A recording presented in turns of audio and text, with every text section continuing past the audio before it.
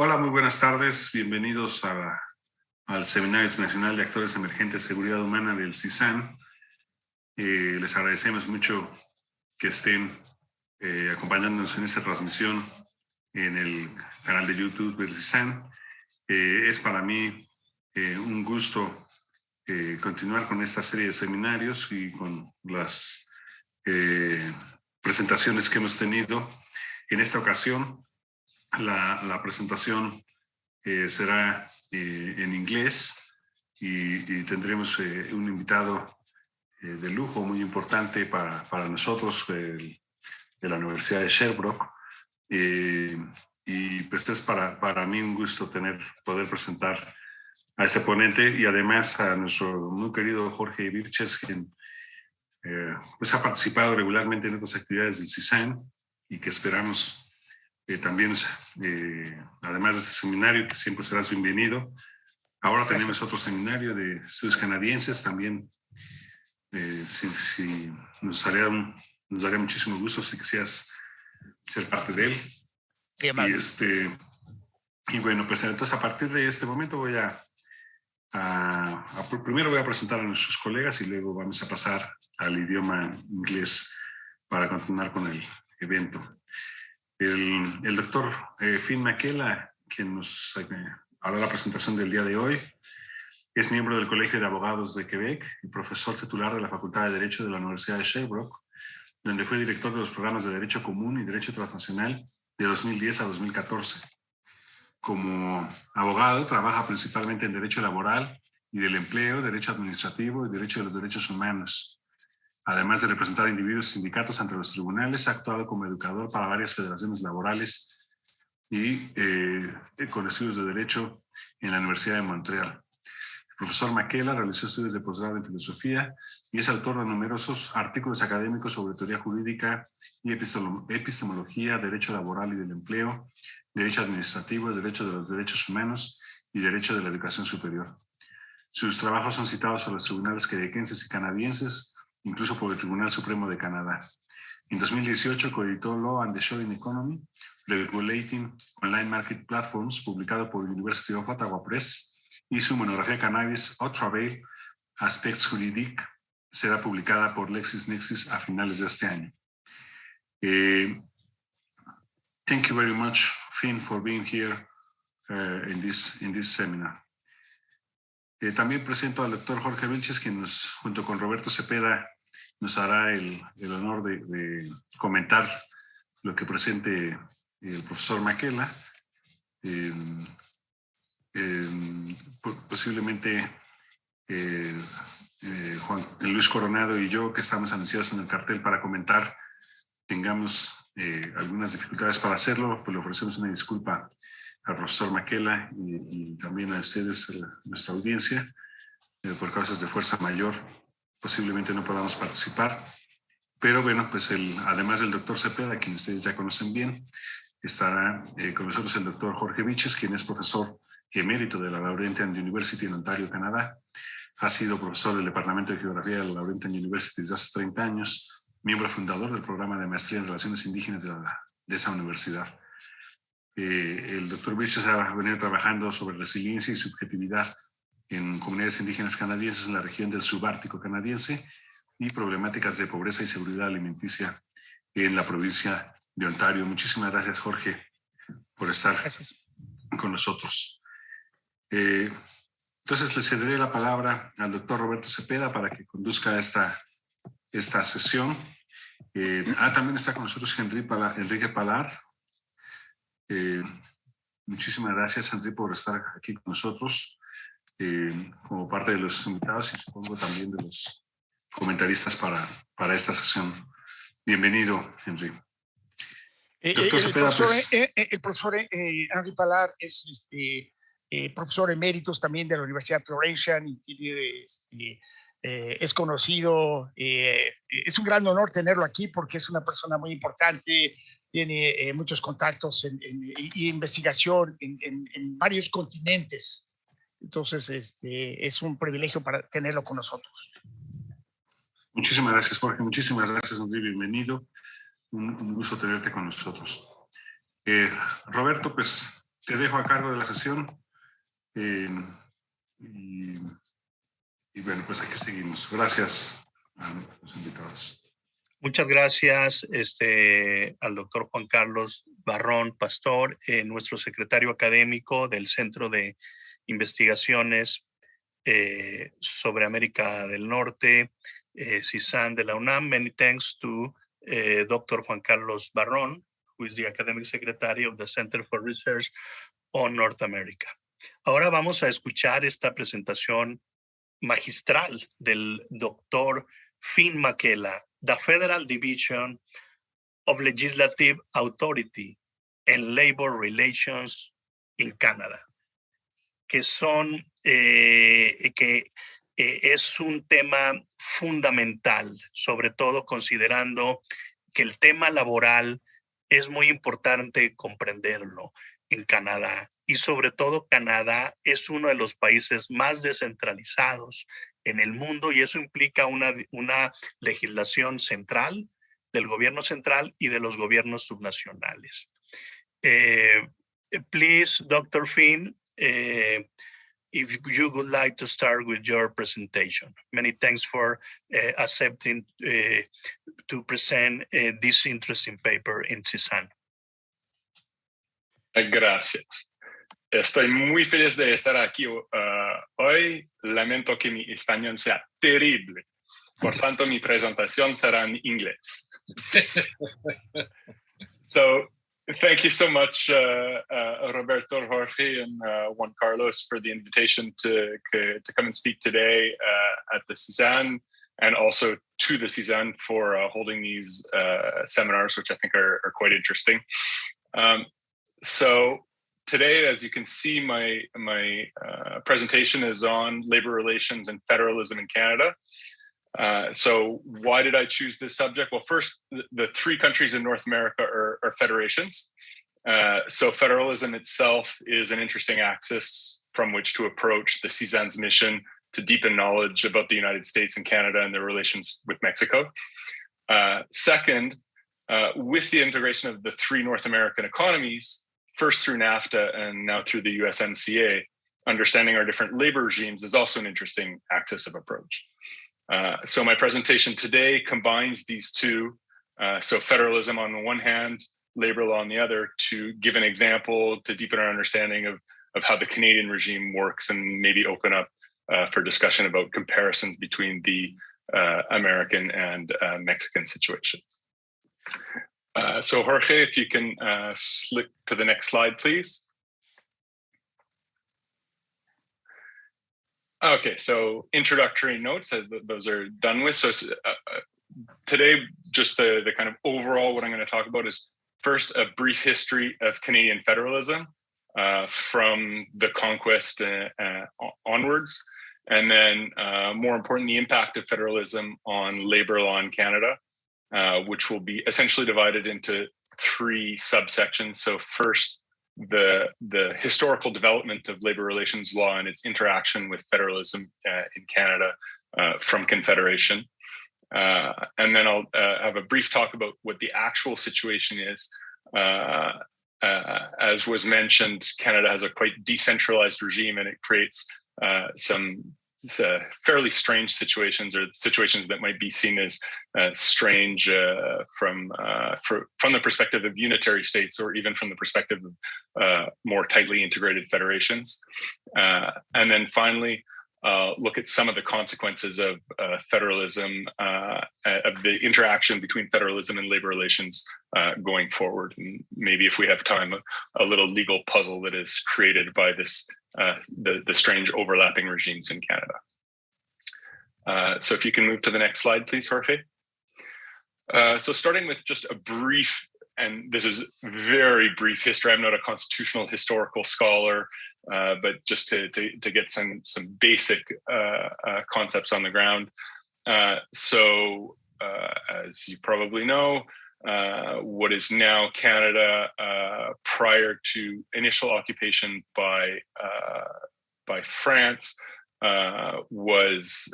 became an English colony after the British conquest in 1763, which terminated in the Treaty of Paris. And immediately following the Treaty of Paris in 1763, there was a British royal proclamation that assimilated the French-Canadian population under English rule, so which ostensibly displaced all of French law in favor of the common law of England, which was applicable also to its colonies. So that caused a certain number of problems for the local population and for the governability of the local population. And the response was ultimately in 1774, the promulgation of the Act of Quebec by the Imperial Parliament, which guaranteed freedom of worship. So that was very important because the French colonial population was Catholic. The English crown was, of course, Anglican. And under English law, Catholics were prohibited from participating in public affairs or being a member of the government. So the first aspect of the Act of Quebec of 1774 was to guarantee freedom of worship for French Canadian Catholics. But more important, I think, for our purposes, is that it reestablished the French civil law as being the applicable law on the territory of what is now Quebec. So, of course, at the time, we're before the Napoleonic codification. So it was the Coutume de Paris, which applied as French private law in what is now Quebec.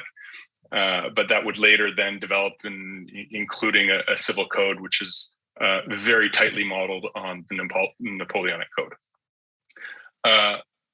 One small, actually not very small exception to this is that English law continued to apply as public law. So all of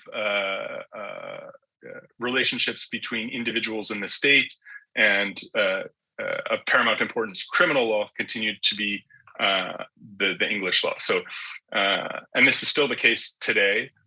So Quebec is one of the relatively few jurisdictions in the world that has a mixed legal system that combines both the common law and civil law. So, I mean, there are some other examples of this, Louisiana, South Africa, Puerto Rico, and so forth. So skipping forward more than 100 years, the federal system of Canada was set up in Confederation in 1867. So this, again, because Canada is a colony, is implemented by an act passed by the Imperial Parliament. So our initial constitution, which we've now renamed the Constitution Act, but was, when it was adopted, called the British North America Act. And so this sets up for the first time a federal system in Canada. It initially created 4 provinces, so Ontario, Quebec, New Brunswick, and Nova Scotia. But then throughout the late 19th, early 20th centuries, successive provinces were added to Confederation, and then the last province to be added was Newfoundland in 1949. So today there are 10 provinces and 3 federal territories. The federal territories having no specific constitutional powers, so they're exercising devolved powers of the federal government. And so there's no per se provincial law, but they do have their own legislatures and are able to adopt subordinate legislation as delegates of the federal power. And so there's ultimately, if we exclude the mini legislatures, if you will, of the federal territories, that means we have 10 provincial legislatures and a federal power which has a centralized legislature of its own. So as with any federal constitution, there's set up within the British North America Act, so that's at sections 91 and 92, a distribution of legislative authority. So which subjects can be legislated on by either the federal power or each of the provinces.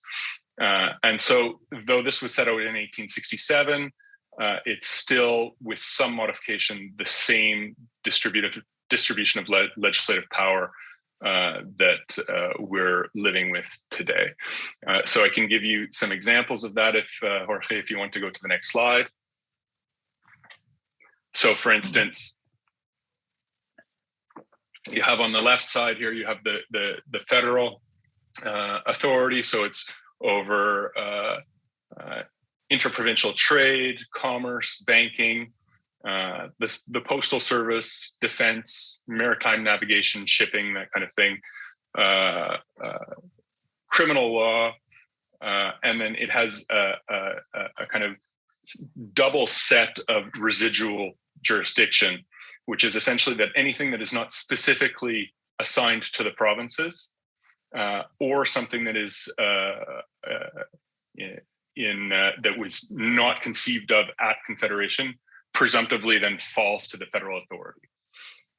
So it looks like quite a strong federal state, but then when you look at what the provincial authorities or jurisdiction is, okay, so there's commercial companies with provincial objects, hospitals and asylums, municipal institutions, local matters, provincial provisions, and provincial prisons. And what's most important for our purposes is civil rights and property in the province.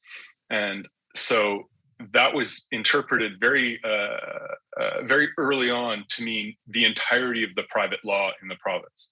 And so Confederation, the Constitution was, or the British North America Act was promulgated by the Imperial Parliament in 1867. And 1 or 2 years later, you have the adoption of the Civil Code of Lower Canada, which is basically tightly modeled on the French Napoleonic Code. And it was understood by the Fathers of Confederation that that was entirely under the jurisdiction of a province. And so it gives you this idea that though it looks like there's, especially because of this residual category, that there's a strong central administration, in fact, all of private law is devolved to the provinces. And of course, that means for our purposes, labor relations, contracts of employment are presumptively entirely under provincial jurisdiction. And so what's interesting here, if you look at these for our purposes for labor relations, is that nowhere in Section 91 or 92 will you find anything about labor. This was not something that was on the minds of the Fathers of Confederation. And that makes a certain amount of sense because at the time of Confederation, under English law, excuse me, which applied by extension to Canada in the absence of specific Canadian legislation, membership in a trade union was illegal and striking was illegal. So the very idea that labor relations or collective labor relations was something that needed to be regulated was completely unconceivable because it was entirely illegal. And this, you can see how there's a very contingent historical fact actually has fairly wide-reaching implications for the future. And we can compare it to the Australian situation. So in Australia, also a federal colony, also had its constitution promulgated by the Imperial Parliament with a division of legislative authority between the Australian states and the Australian central government. So that was adopted in 1900, so 33 years later. And in the intervening 33 years, of course, with the going forward of the Second Industrial Revolution and the importance of labor relations, suddenly in the Australian Constitution, you will find that they've thought about this and they've granted exclusive jurisdiction to the federal parliament in Australia over conciliation and arbitration for the prevention and settlement of industrial disputes. So just a matter of history, the time when the Canadian Constitution was promulgated, labor relations was just nowhere thought of. And that fact has had far-reaching consequences. So Jorge, if you can go to the next slide, please. So as I said, at Confederation, membership in a trade union, attempts to collective bargain, striking were all criminal activities, and so they weren't governed by the private law. They were governed by the criminal law. So because the federal power had power over criminal law, it was understood to be that collective labor relations, such as they were, or that is the illegality of collective labor relations, fell under the federal jurisdiction. but contracts of employment, because they fall under civil rights and property in the province, were under provincial jurisdiction. But that didn't last very long, because in 1872, so only after 5 years after Confederation, the federal parliament adopted the Trade Unions Act, which decriminalized membership in a trade union, provided that the trade union registered with the Department of Labor, and created our the first beginning of the regulation of strikes.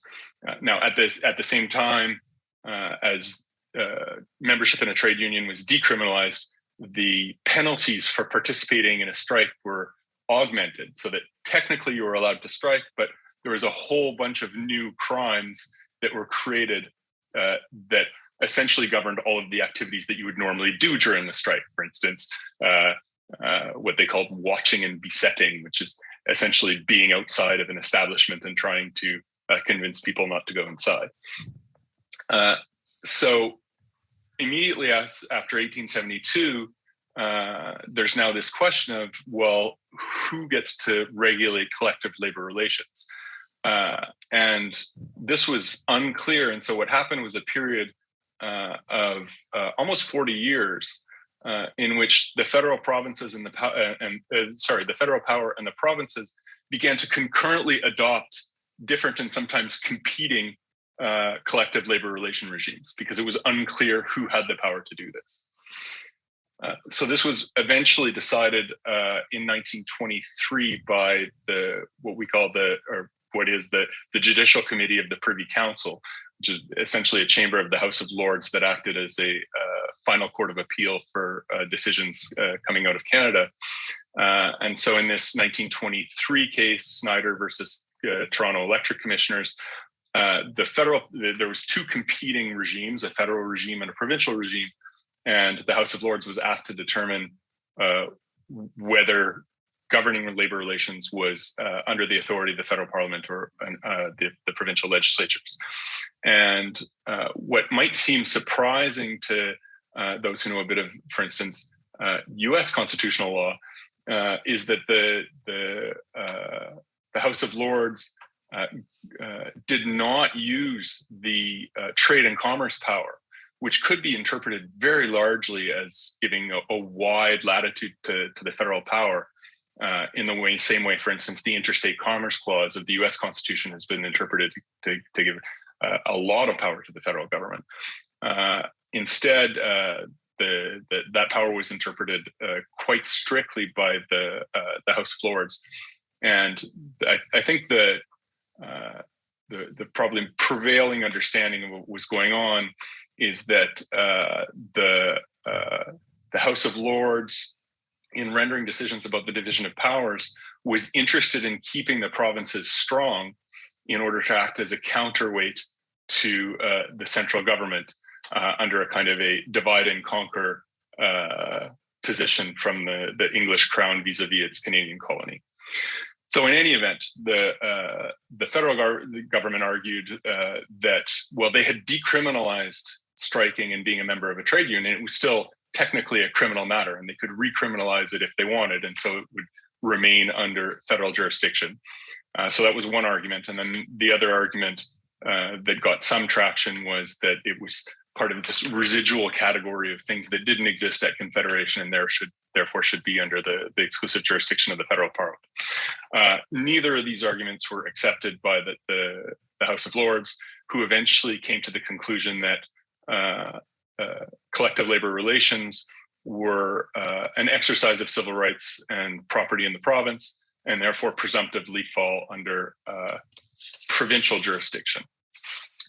And so later jurisprudence would confirm this. Collective labor relations are presumptively under provincial jurisdiction, but then immediately started carving out exceptions to this for the things, the areas of the economic life that are under federal jurisdiction. So, for instance, given that the federal power can legislate on railways, on the postal service, on navigation and shipping, labor relations in those areas were under the federal jurisdiction. So you get this purely formal rather than functional division of legislative authority over collective labor relations. Then moving on from the period to 1923 to 1944, we have what I like to call the period of the provincial laboratories.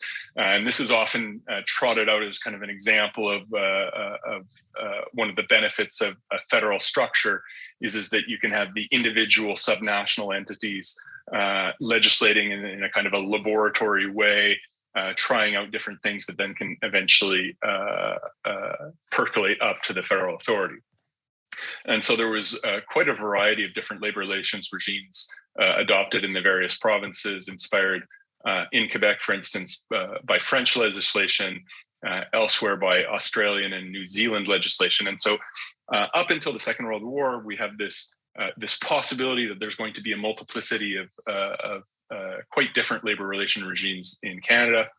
But that all comes to an end in 1944. The historical context is obviously important. Canada is at war during the Second World War. And in addition, evidently, to providing troops, one of Canada's major contributions to the Allied war effort is in natural resource extraction, mining, and in manufacturing, in order to provide materiel to the Allied troops especially in Europe, but to a lesser extent in Asia. And of course, there was concern among the authorities that too strong, the possibility of strikes could disrupt the war effort, and therefore using the War Powers Act, the federal parliament adopted, actually it was the government, because you have a kind of this quasi-dictatorial regime under the War Measures Act where the federal cabinet can adopt legislation essentially by fiat. And also the War Measures Act suspends during the time of war, insurrection, national emergency, and so forth. The Constitution provides that the division of federal powers can be suspended. So the federal government, trying to regulate the war economy, adopts a new labor relations regime that applies across all the province in a uniform way. And they were shopping around, as it were, for a legislative regime. They saw that the United States had adopted the National Labor Relations Act in 1935, so what we call the Wagner Act, because it was sponsored by Senator Wagner, and essentially just copies and pastes, imports wholesale the U.S. regime into collective labor relations in Canada.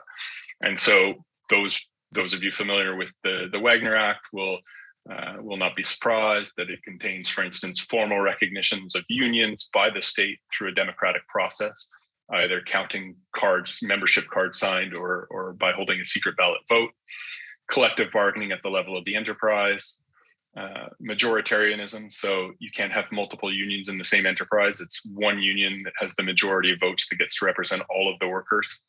An obligation on the behalf of the employer to negotiate, to bargain collectively.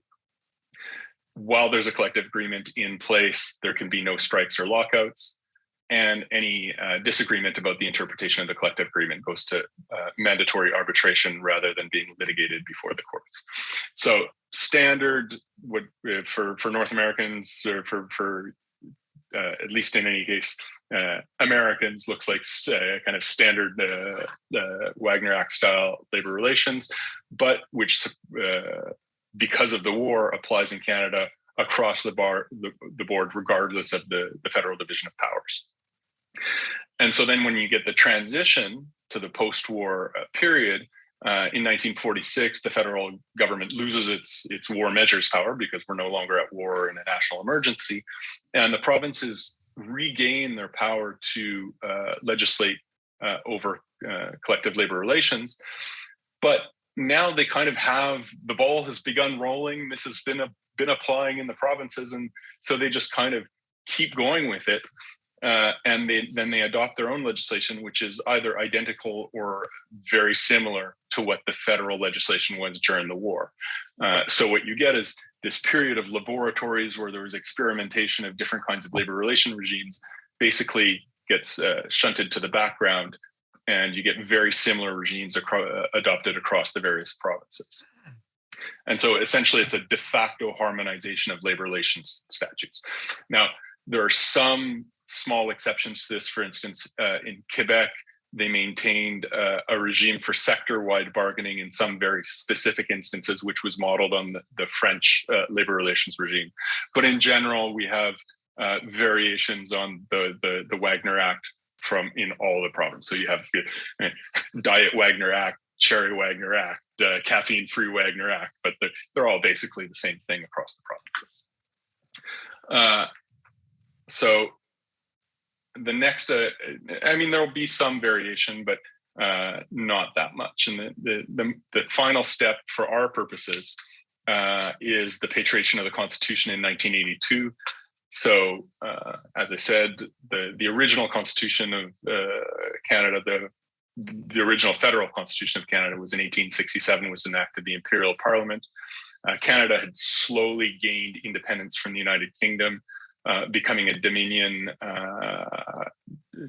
around the time of the First World War and getting more and more independence. And eventually, in 1982, adopted a new constitution, which strangely needed to be promulgated by the Imperial Parliament. So our constitution, which is confirmed our independence from England, is actually an English law, which is a bit bizarre. But in any event, it keeps basically the same structure of the division of legislative authority between the provinces and the federal power, but adopts at the beginning the Canadian Charter of Rights and Freedoms. So that's Canada's first real constitutional Bill of Rights, which only comes into being in 1982, and provides, as among in the listed protected rights and freedoms, the freedom of association, which will then have an impact later in the development or non-development of labor relations. So Jorge, can you do the next slide, please? So, as I said, there's a presumptive provincial jurisdiction, and then there's these federal exceptions. So I've given some examples: operations of ships, transportation by ship, railways, telecommunications, airports and airlines, radio and television broadcasting, banks, and then this other kind of residual category that are works or undertakings. So basically businesses that have been declared by the federal government as being in the general interest of Canada. And so we have this strange thing, for instance, in Montreal, about 5 kilometers from where I live, that a bridge has been declared by the government of Canada as being for the general advantage of Canada. So even though the bridge is entirely located inside a single province, the bridge workers fall under federal jurisdiction. So as you can see on the slide, about 93% of workers in Canada are under federal jurisdiction, or provincial jurisdiction, and the federal exception only covers about 7% of workers. So it's not in terms of sheer numbers, it's not that important a jurisdiction. That being said, these numbers are private sector numbers only. And so it remains to be seen. I haven't actually seen recent statistics about the number of functionaries, or civil servants, but it's conceivable that those numbers change a little bit when you keep in mind public sector workers. So we have then 11 different labor codes in Canada, one labor code for each province, plus the federal labor code. And that has what for many people seems like the bizarre result that we have different rights for different workers in the same province that depend entirely on the sector of the economy that they're working in. And this old 19th century division of legislative authority. So I can give you 3 examples from the jurisprudence. So imagine in the Toronto airport or the Montreal airport, there's a McDonald's in the airport. Well, the McDonald's in the airport outside of the security zone is considered just a straightforward restaurant, and so it's under provincial jurisdiction. But if it's behind the security zone, that McDonald's is part of an airport, which is under federal jurisdiction. So you could have two sets of workers who work maybe 50 meters apart, and they have entirely different labor relation regimes that apply to them. Another example would be a credit union. A credit union is formally not a bank, and so its employees are covered by the provincial labor relations legislation, whereas a bank immediately next door would be covered by federal legislation because banking is a federal matter. And my favorite and very bizarre decision on this involves a small counter that is a small postal office inside of a pharmacy. And so you have somebody who works at the pharmacy, stocking shelves, selling toothpaste and so forth. But then when somebody wants to send a letter, then they go behind the postal counter. Well, pharmacies are just regular commerces, and so they're under provincial jurisdiction because of civil rights and property in the province. But postal, the post is under federal authority. And so a tribunal actually came to the conclusion that when this person is walking in the pharmacy and selling toothpaste, for instance, they are a provincial employee covered by the provincial labor code. And then as soon as they step behind the counter for 15 minutes to serve a client as a member of to mail a letter or a package, well, then suddenly they've become under the federal authority because the federal authority has power over labor relations in enumerated grounds, including the Postal Service. So you can see that what you have is essentially a formal division that has nothing to do with functional or economic reasons to divide what law will apply, and it can create all kinds of headaches. So one of the consequences is that unions and employers engage in strategic litigation in order to determine which of the labor relation regimes applies. And that will depend, what side of that litigation is on, will depend what province you're in.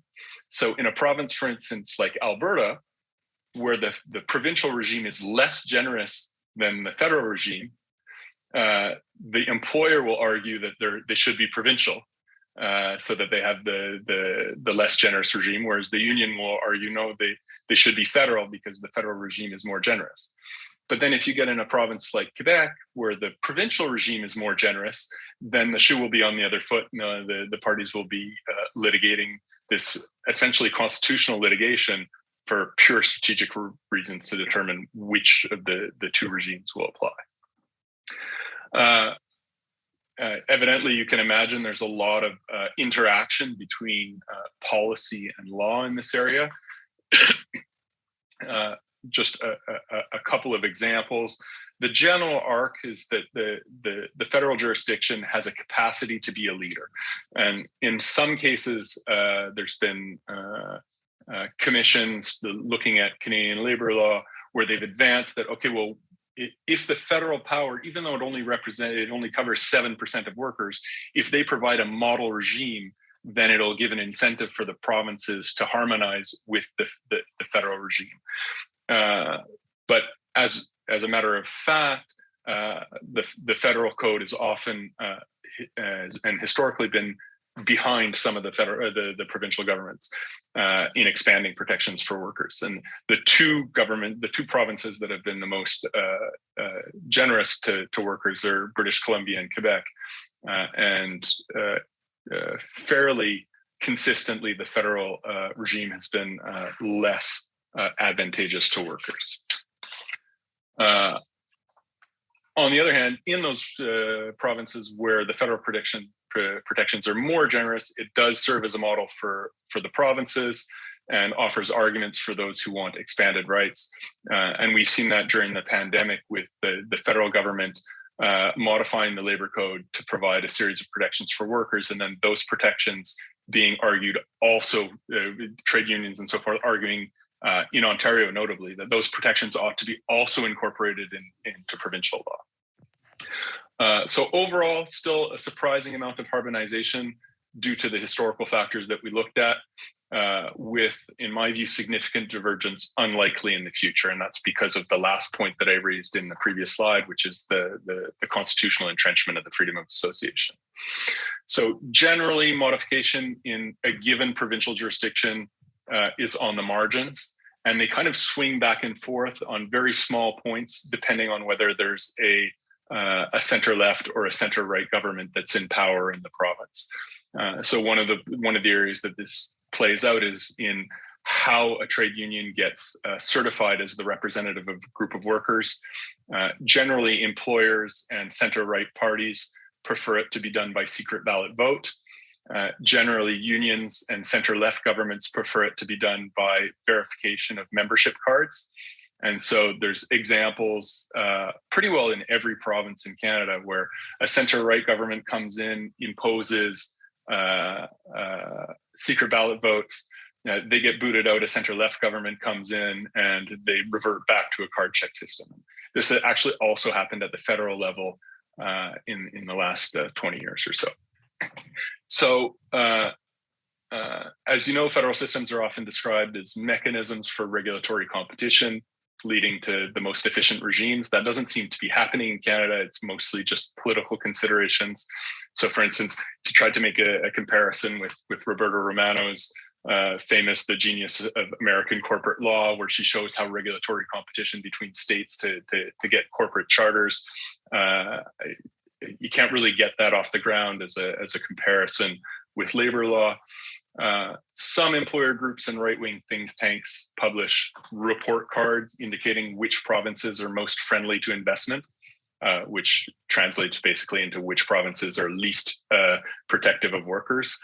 But there's still no real regulatory competition between provinces because the differences are too small to be worth moving manufacturing to another province. So instead, the threat used by employer groups to discourage provinces from adopting more generous protections is the threat of moving jobs to the US, to Mexico, or to China, rather than the playing individual provinces off one against the other. So despite slight differences in the subnational units, it's not a real source either of change or of competition between the provinces. So Jorge, if you can move to the next slide, please.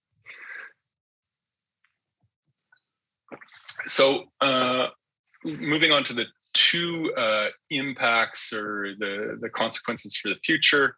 The first is the impact of the adoption of the Canadian Charter of Rights and Freedoms in 1982, which specifically provided constitutional protection for the freedom of association. Unfortunately, for years, the labor relation regime was seen by the courts as legislative exceptions to the general law, to the jus commune. And so the understanding was that trade union rights were legislative rights and not fundamental rights. And so what to people I imagine from other countries looks like a very surprising line of cases from 1982 all the way through to the late 2000s. The Supreme Court of Canada essentially said that freedom of association does not give any protected right to collectively bargain and gives no protected right to strike. So kind of problematic. But then just in the last 20 years, there's been significant change. In 2008, the Supreme Court rendered a decision called the Health Services decision, which essentially overturned 30 years of jurisprudence and found that, in fact, the constitutional freedom of association requires the protection of collective bargaining.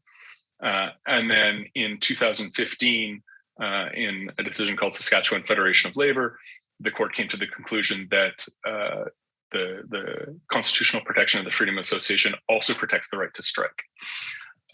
So the effect on this is first that the labor relation regimes, because they're all similar, were used as the kind of backdrop that the court used to determine what the scope of the freedom of association is. So the scope of that is largely determined by the existing labor relations regime, and in some cases, people have talked about it being the constitutionalization of the Wagner Act model. So essentially, well, if we're going to protect freedom of association, we need to look at how this, in a trade union context, we need to look at how this is actually done on the ground. Oh, well, we do it via the kind of things that I described: state recognition of democratic elections of trade union representatives, obligation to collectively bargain, and so forth.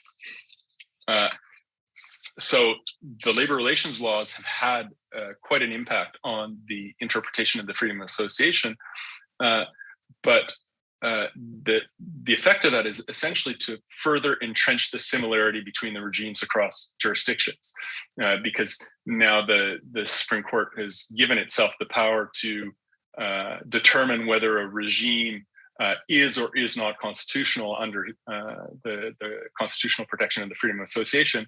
And because the very way that they conceive of how that freedom of association works is largely informed by the Wagner Act model, it acts as a brake on provinces who would try to adopt a different model, which presumably they might have been able to do in the absence of a formal constitutional protection.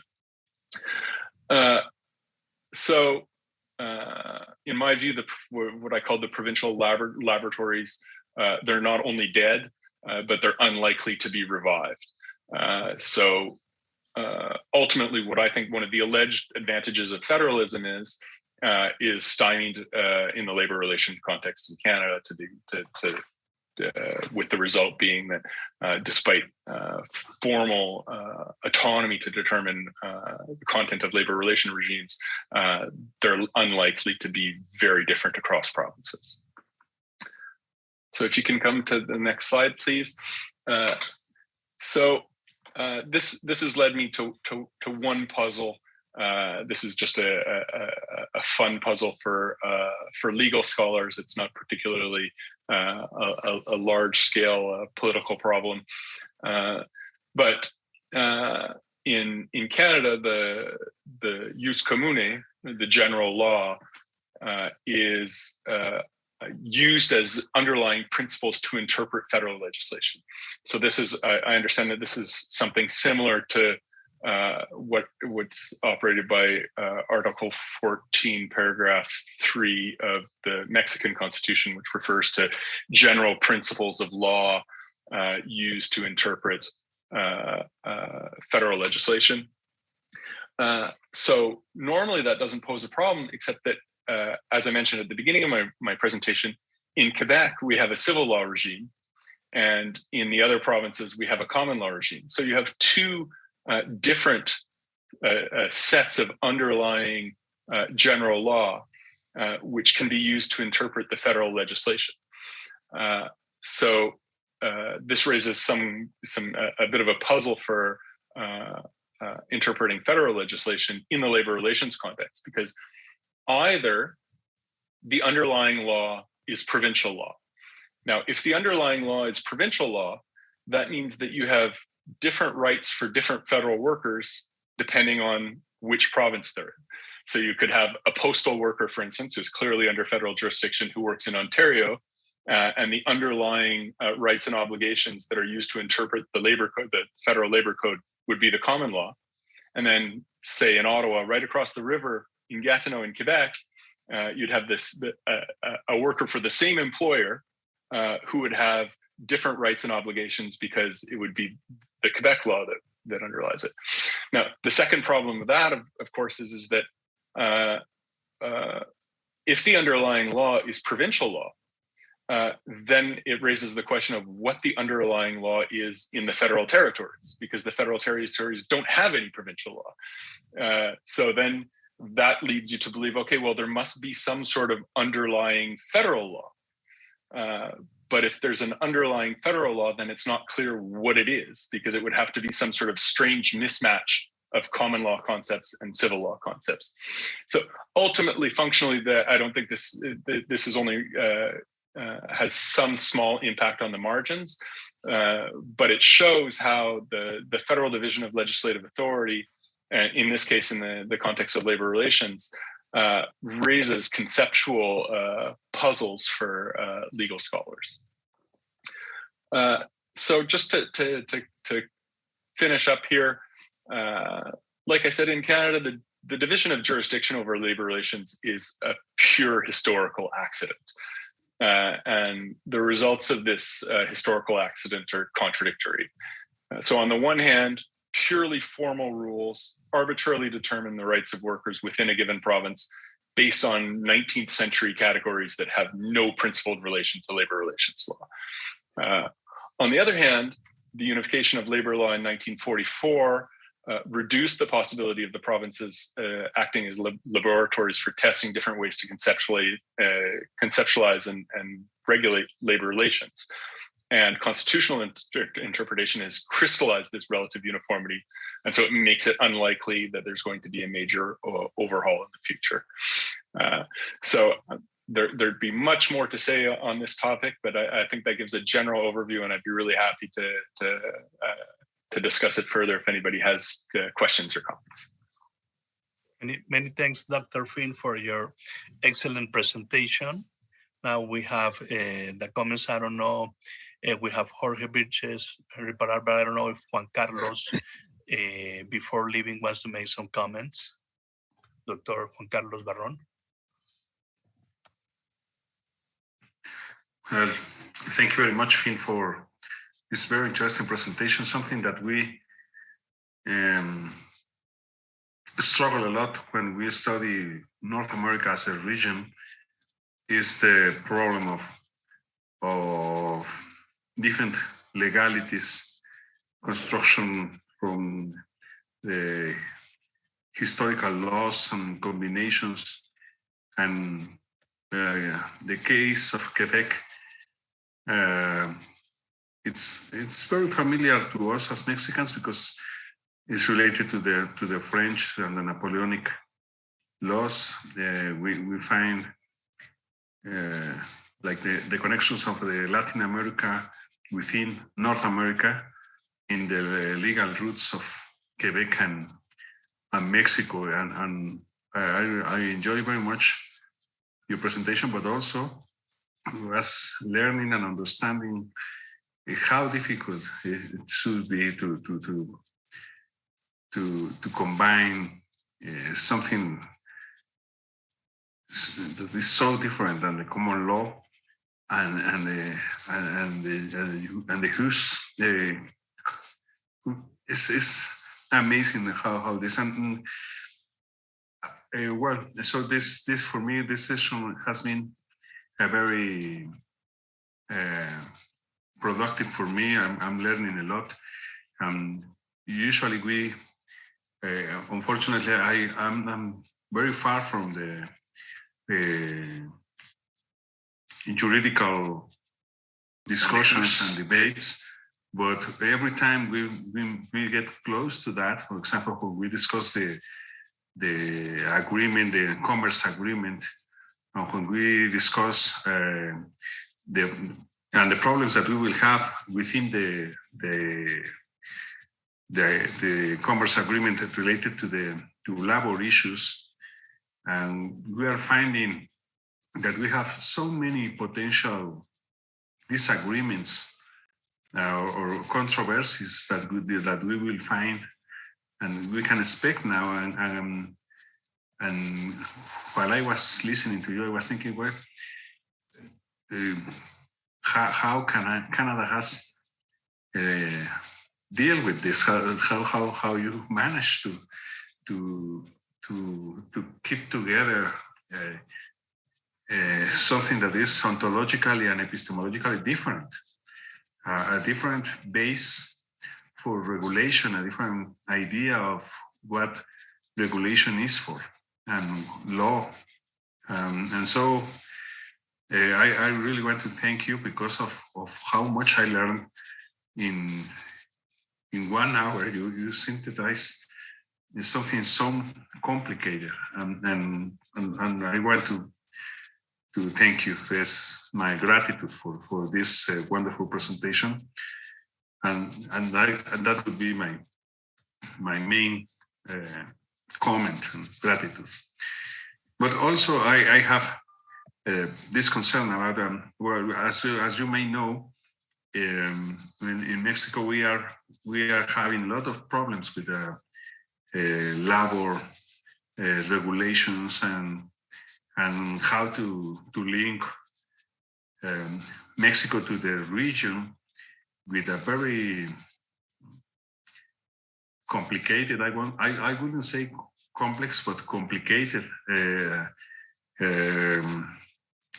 law apparatus in Mexico that we have bring together so many things. And during the 90s, we also introduced some Anglo-Saxon ideas such as the oral trials and the way to facilitate or to make faster, I don't know if that's facilitating, to make faster the resolution of controversies. And we are very concerned because we, as for me from the outside, for example, let's say Uber, Didi, Amazon, we are gaining a lot of workers with the pandemic.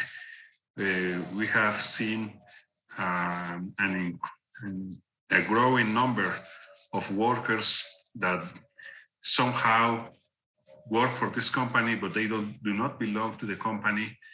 And so they do not develop labor rights, but at the same time, they function somehow within the Mexican law, which is very similar to what you present today. And that I think that is because of these French roots, maybe, I don't know. It's understandable for us. But now I'm perceiving that this new labor force is going to face a lot of problems, legal problems, controversies about hours, about extra time, about holidays, and I don't know how this could be. I don't know if you know, but I work with the digital platforms, and we've been discussing how these transnational spaces have been created and stuff. But now that I'm listening to you, all these people that make platforms work as flesh and bone people, bringing your Amazon product to your house, crossing the rain, crossing the cold, and doing this so you can have this home service, and they are creating this invisibilization. So what I'm perceiving here is a potential problem, lots of potential problems, including the legal ones. And I would like to listen how this is perceived in Quebec. If there are some other labor movements on this, if disagreements, people are, I don't know if revolting would be a strong word, but like uncomfortable, to say it nice. How do you perceive this new labor and new laws for this new labor? How is this perceived in Quebec? If you could explain a little bit more, please. And thank you again for this such didactic and wonderful presentation. Thank you, Finn. Wow, Juan Carlos, that's really kind.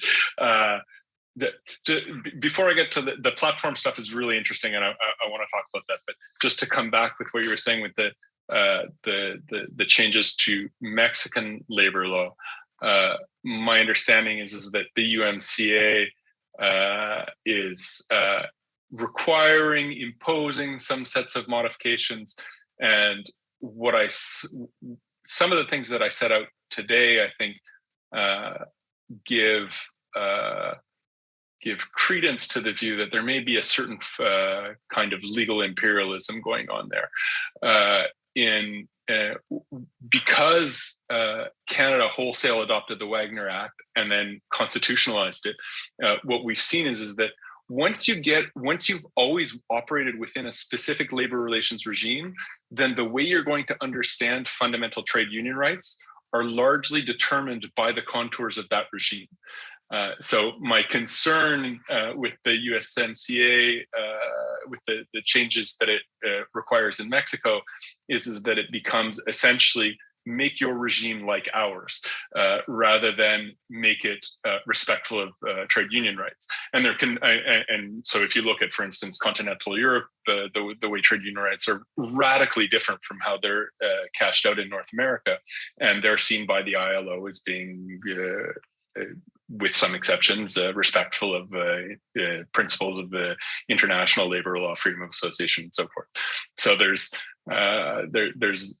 as usual, your big neighbor to the north and our big neighbor to the south, for a variety of reasons, including economic and cultural hegemony, has managed to export its laws, and in some senses, I think in the case of the USMCA, exported under the kind of the niceties of saying, well, no, we don't care about your legal system as long as it respects fundamental rights. P.S. fundamental rights the way we understand them,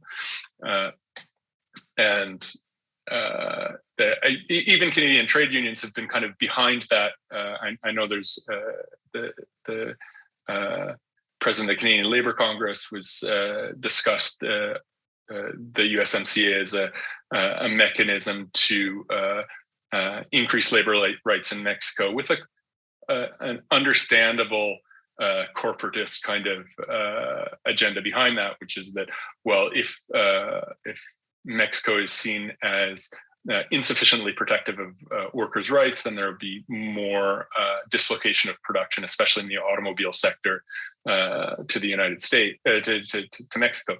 But what I find really interesting there is that it doesn't talk about all of the right to work straits in the United States. And in many cases, production of Canadian plants is not necessarily going to Mexico. It's going to the Carolinas or to Georgia or to some other American state, which has fairly weak labor laws. Coming to the specific question of platform workers, that is clearly people who are working in labor rights. We've, in the last 10 years, this has exploded as a major problem.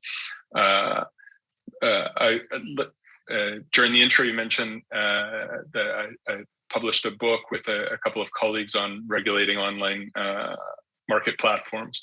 And there's the section of the book that I was responsible with specifically how to cash out labor rights for people who are using, for instance, Uber, Foodora, mostly the peer-to-peer platforms, which Amazon is in some ways is a different kettle of fish, because they're just using old style outsourcing to their drivers, whereas where the real so-called peer-to-peer stuff is particularly problematic, because the existing labor relation regimes are really just understood to be a bipartite system, where you have the owner of capital and you have the provider of labor, and the conditions of employment are determined between the two, ultimately in a collective labor relations context, as a matter of what the balance of power is between the two.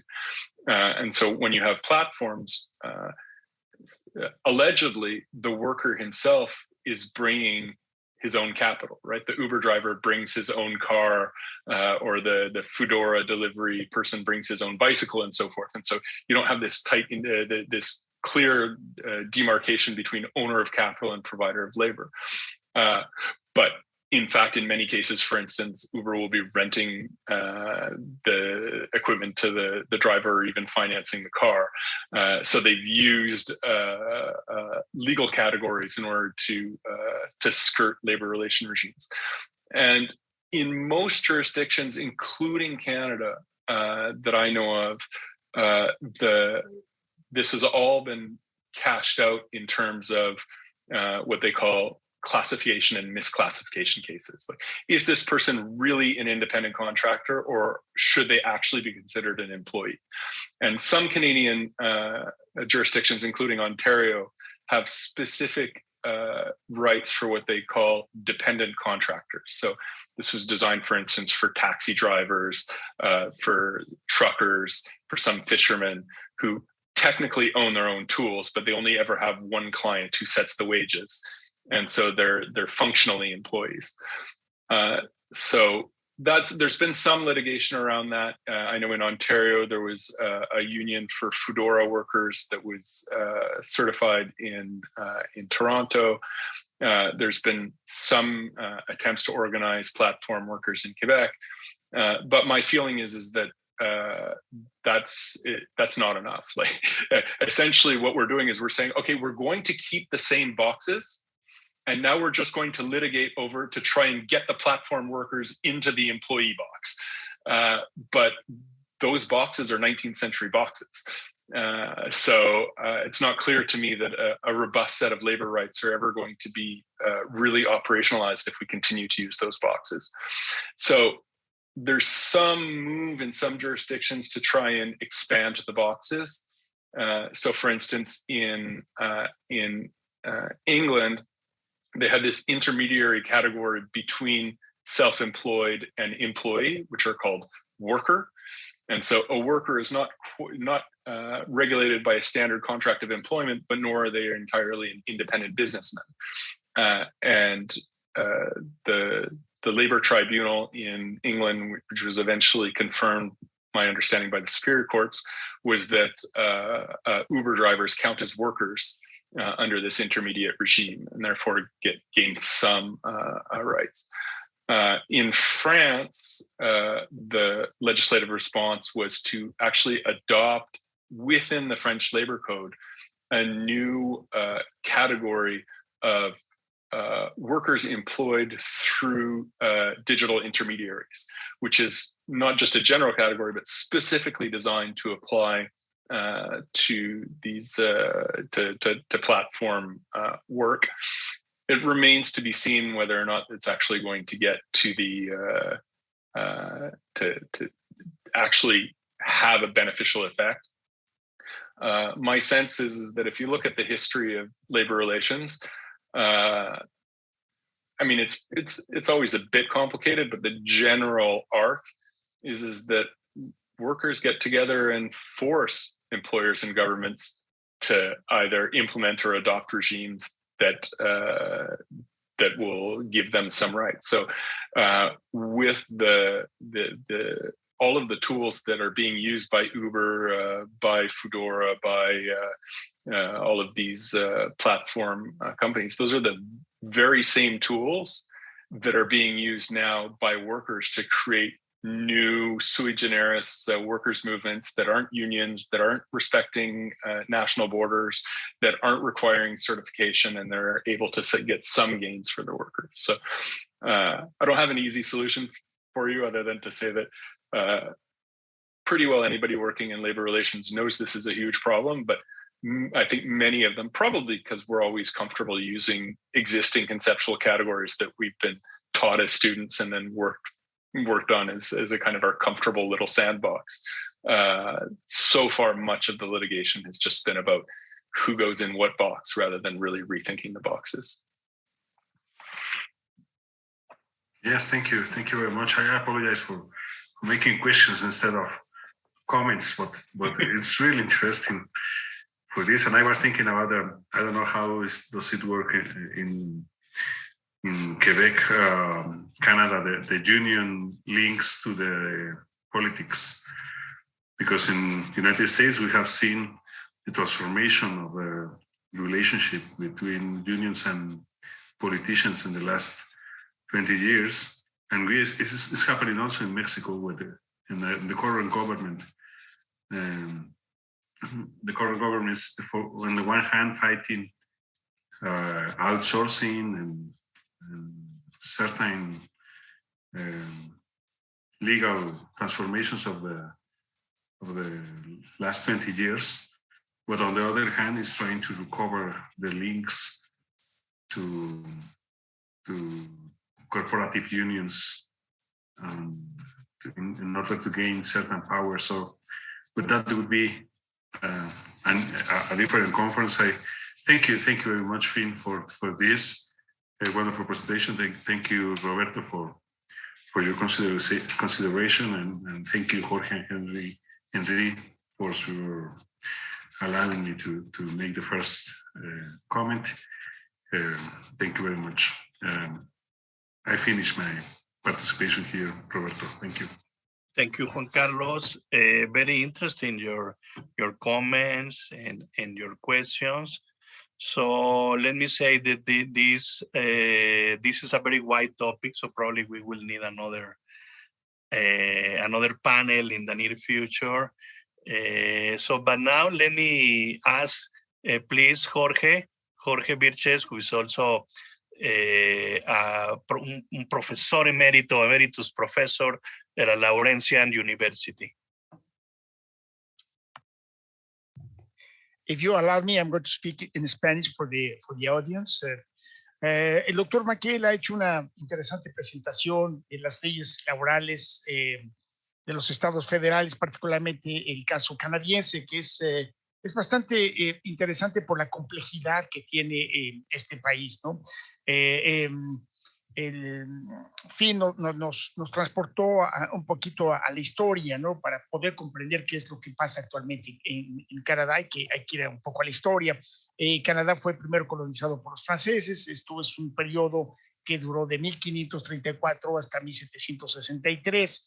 Esto va a ser importante que lo retengamos. Después vino la época de la colonización británica, que fue desde 1763 hasta 1867.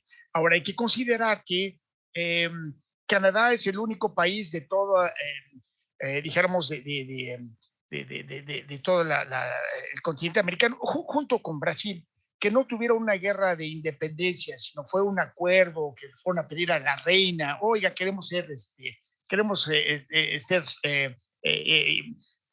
ser más o menos independientes de Inglaterra. La reina Victoria dijo: con todo gusto, pero yo voy a ser la jefe de Estado y voy a tener una importancia, ¿no? O sea, voy a estar presente, y por eso se tiene el gobernador general. Esto fue realmente importante, porque Canadá no fue completamente independiente hasta 1982. Es decir, que en los años 20 todavía, me parece que incluso hasta el ministro de Relaciones Exteriores era realmente tenía una relación directa con Inglaterra. La Constitución, por ejemplo, los pasaportes, el pasaporte canadiense se dio después de la Segunda Guerra Mundial. O sea, no había un pasaporte canadiense como tal. Entonces, para que vean la importancia de la presencia británica, que deja sus raíces en las leyes actuales canadienses. Finn nos habló también de esa época en la cual, pues, en los años 50, de los años 50 hasta los 80, que había un poco de experimentar qué se va a hacer, porque para la aplicación de las leyes en cuestión de relaciones laborales, porque recordemos, cuando se crea las leyes están basadas en 1867, o sea, en esa época pues no se consideraban las relaciones laborales, pero ya en 1950, de 1950 a 1980, pues ya se empieza a considerar, ¿no?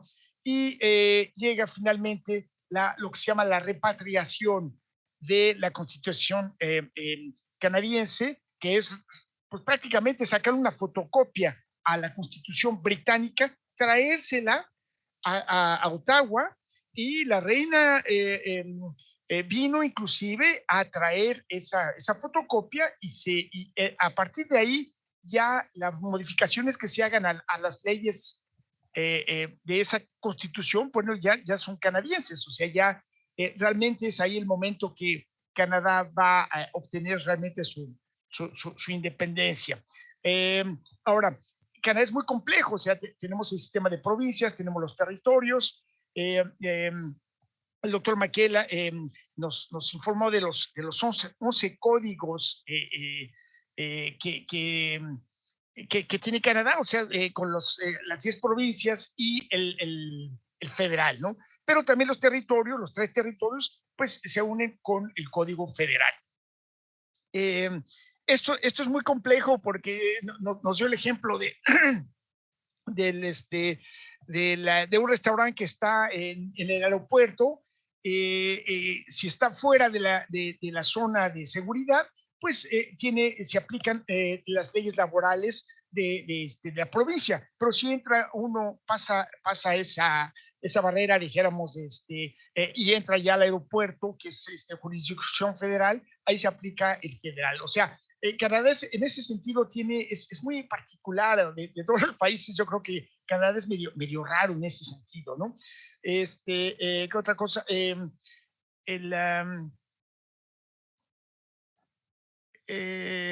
Y también, por ejemplo, las diferencias, o sea, es una verdadera federación. Entonces tenemos, por ejemplo, la Columbia Británica, tenemos que ver que ellos tienen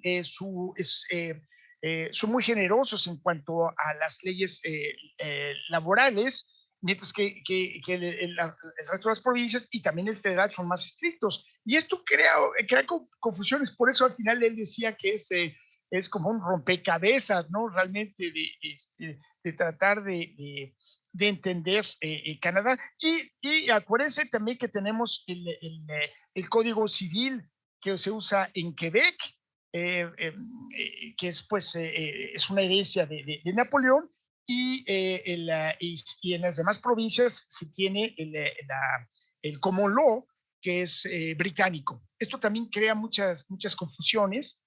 Y bueno, es muy interesante, ¿no? Por ejemplo, si uno estudia leyes en Quebec, o sea, se va uno a la Facultad de Derecho, se gradúa como abogado y quiere ejercer en otras provincias, pues tiene que pasar exámenes y no es automático. Y los abogados que estudian fuera de Quebec, si quieren legislar o si quieren trabajar en Quebec, pues también tienen que pasar, dijéramos, tienen que, no es automático, sino tienen que pasar me imagino que tienen que hacer algunos estudios y pasar exámenes. Es muy interesante este aspecto de Canadá en ese sentido, ¿no? Que es un país tan complejo y que funciona, o sea, está funcionando, o sea, con tantas diferencias, ¿no? Y no estamos incluyendo las diferencias lingüísticas también. Entonces, creo que aquí me detengo, es más o menos un resumen muy rápido de lo que el doctor Finn dijo. Gracias. Gracias, Jorge. Solamente agregar un par de comentarios antes de escuchar a Henry. Pero sí, bueno, a mí me llamó mucho la atención lo que dice Jorge también, cómo un país tan descentralizado, con estos 11 diferentes códigos o leyes laborales, pues al final del día yo diría que es un país que mi percepción es la siguiente, que goza más de que los trabajadores tienen mayores derechos laborales. Y eso lo podemos ver porque Canadá es el país más sindicalizado del mundo. Creo alrededor del 30% de la fuerza laboral pertenece a un sindicato. Vemos a Estados Unidos es el 10% y vemos a México es el 9%, ¿no? Entonces, vemos un país con mayores prestaciones laborales. El acceso a la salud, por ejemplo, sería una de ellas, el estado benefactor o las pensiones. Entonces, ¿cómo esta característica de una descentralización de las leyes laborales es algo positivo, ¿no? Yo remarcaría eso. Y me quedaría también con ese tema de uno cuando ve, cuando hace sus estudios de las prerrogativas de las provincias, uno dice, bueno, el tema laboral es facultad provincial, es de jurisdicción provincial. Pero bien, esta presentación fue muy buena, doctor MAKELA, porque nos hizo entender que no es el tema laboral, sino son ciertos sectores laborales en donde trabaja ese trabajador, valga la redundancia, y eso lo hace jurisdicción federal o provincial. No es en sí el tema laboral, sino es en donde trabaja. Pero bueno, ya vimos que el 93% de los trabajadores en Canadá caen en una jurisdicción provincial y solamente el 7% en una jurisdicción federal. Por eso, cuando uno ve esas categorizaciones, se va con el tema provincial. Pero me pareció muy bueno y obviamente el tema laboral está generando ahora en el marco del TEMEC, del nuevo TEMEC, pues muchos comentarios, ¿sí? Yo recuerdo en la negociación del TEMEC había un líder sindical de Canadá que era Jerry Díaz, de la Unifor, que ellos decían que pues que los trabajadores en México deberían de ganar más, ¿sí? Y que los sindicatos no son auténticos, ya lo dijo Juan Carlos también, de manera los sindicatos corporativos en México no defienden los derechos de los trabajadores y se ha dado una reforma laboral, ¿no? En México para adaptarnos a eso. Vamos a ver cómo sucede, pero también destacaría el caso cuando el doctor Finn MAKELA nos dice que en Estados Unidos, muchos estados de Estados Unidos no tienen derecho a la sindicalización y que esas empresas que se salen de Canadá para bajar los costos laborales no se vienen a México ni a China. Se van a estados de Estados Unidos que tienen leyes en contra de la sindicalización. Entonces yo me quedaría con eso, ¿no? Entonces, antes de escuchar al doctor Henry, please, Henry, could you please give us your comments?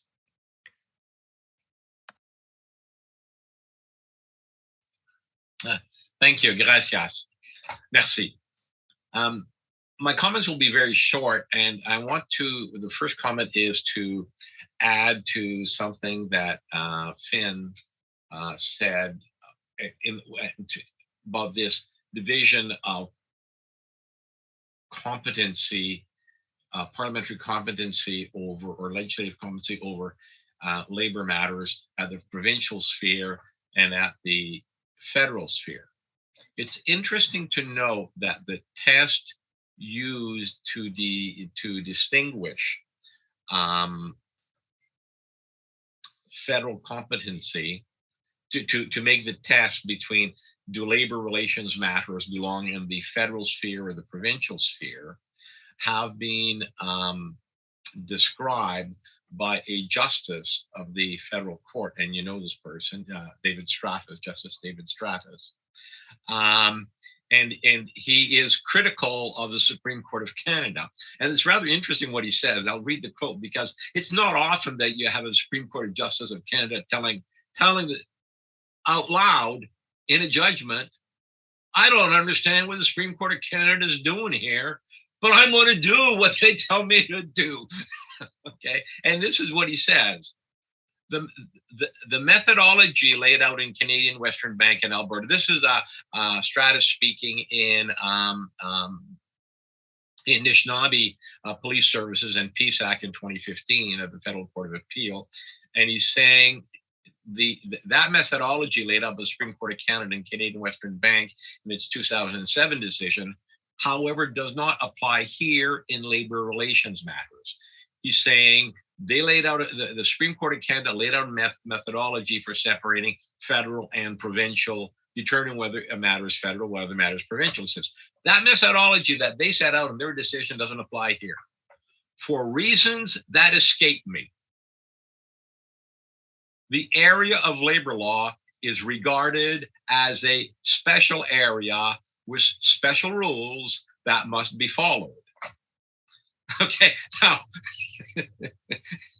this is about as revolutionary as you can possibly get coming out of a justice at the Federal Court of Appeal talking about the federal court. That's the first thing that I would say is just going on, adding to what Finn has said, is that there's been also this confusion. What is a test going to be, especially since the Supreme Court of Canada getting Canadian Western Bank and a couple of other cases, and now seem to be laying out quite a different test for figuring out how we are going to analyze that division between federal and provincial powers, but it doesn't apply to labor relations for one reason or another. That's my first comment. And I guess my second comment would be with regards to the common law, civil law, jus commune in Canada. That seems to be a problem for my colleague, Dr. MAKELA. It's less of a problem for me. and the reason is that courts can bloody well do what they want to do. And we have a great example of that in good faith. Until a few years ago, in Canadian common law, good faith did not exist, okay, in the execution of contractual duties. Okay, it existed everywhere, mostly everywhere else in the world, but in Canada, we thought fit not to have it. And when the Supreme Court of Canada thought maybe to bringing it in, well, it was as if the end of the world was going to come and we're going to lose certainty and predictability in contractual relations. And one of the things that the Supreme Court of Canada did in bringing in good faith into contracts is that it did look at Quebec.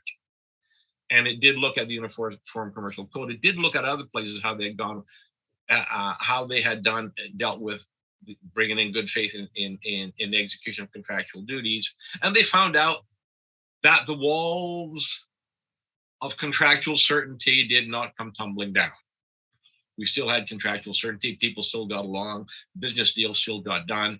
We just happened to have closed one door on those who wanted to fix the wagons of other people using contract law. So what does this? I agree with you. We really don't have a good idea of what this common, Canadian jus commune common law would look like. But I do tend to think that I'm very supportive of this. Of the work that Supreme Court of Canada would do in this type of thing and bringing in these types of principles from otherwhere, because in the common law, the judges often say, oh, but that's not our work. That would be too much of a change and we can't do that. And yet, whenever they want, well, we'll make this change today because we think it's a good idea. And so there's that tremendous lack of inconsistency in there. But then again, that would be another issue that would be of great debate for the CISAN. Thank you very much. Gracias, Henry. Merci beaucoup. Jorge, no sé si quisieras agregar algo. Perdón, es que me llegó una llamada, me entró una llamada. No, pues estoy realmente muy contento de que podamos hacer esta serie de conferencias.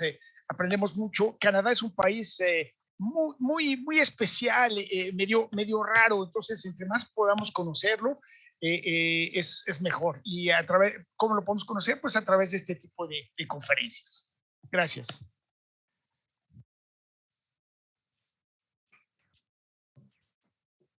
Juan Carlos. Thank you, Henry, Jorge, Finn. Yes, I agree with Jorge that we have found lots of potential in these topics, and I think hopefully we will find the way to keep connected and working, because many of the issues that were mentioned here can be, when